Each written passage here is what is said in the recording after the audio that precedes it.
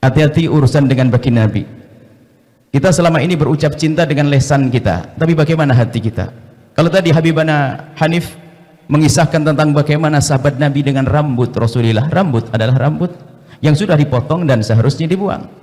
Akan tapi apa yang menjadikan mereka seperti itu? Bahkan di sana ada riwayat lain lagi yang lebih lagi, bahwasanya dalam hadis sahih, ma tanakhama nukhamatan illa wasaqatat fi kaffi rajulin minhum fadallaka biha wajhahu. Bahkan di sana ada riwayat lagi bahwasanya Nabi tidak membuang dahak kecuali sudah ditangkap oleh salah satu dari sahabat Nabi kemudian diusapkan di wajahnya.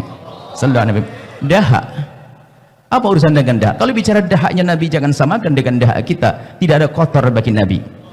Ini yang harus kita pahami, apa yang menjadikan mereka melakukan yang demikian itu. Dan banyak kisah-kisah, kita perlu belajar dulu dari sahabat Nabi yang menjadikan mereka berbuat seperti itu. Belum lagi nanti ada sahabat-sahabat yang lain yang yakadu ayyaktatilu fi wudu'ihi. Mereka kalau Nabi berwudu, percikannya direbut, diusapkan di wajahnya, diusapkan di badannya. Apa yang menjadikan mereka seperti itu? Belum lagi kisah zaman setelah baginda Nabi. Ada zaman Sayyidina Abdullah ibn Abbas. Ini sebuah kisah. Sayyidina Abdullah bin Abbas suatu ketika berjalan di gang-gang kota Madinah. Kemudian Sayyidina Abdullah bin Abbas menemukan di tempat tersebut ada yang janggal. Toleh kiri, toleh kanan, belum ketemu apa yang janggal di sini. Kemudian nengok ke atas, rupanya ada sesuatu yang dulu ada, sekarang tidak ada.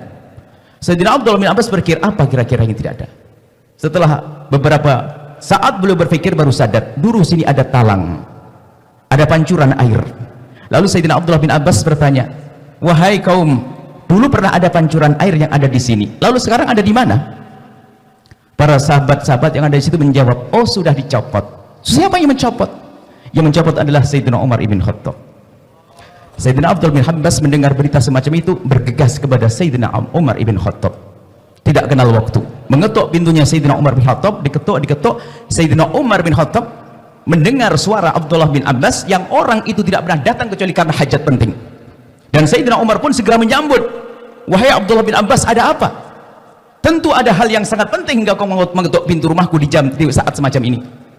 Sayyidina Abdullah bin Abbas bertanya, wahai Khalifah, apakah betul engkau adalah yang mencabut talang yang ada di pojok kota Madinah itu? Dijawab, betul. Memangnya kenapa? Aku kira kamu datang ke sini untuk nanyakan sesuatu yang hebat, yang besar, ya Abdullah bin Abbas. Kau tuh hanya tanya tentang talang. Ada apa dengan talang? Iya, aku yang mencabut, mau apa kau? Akhirnya Sayyidina Abdullah bin Abbas berkata, ya Khalifah, apakah kau tidak tahu bahwasanya yang memasang talang itu dulu adalah Rasulullah?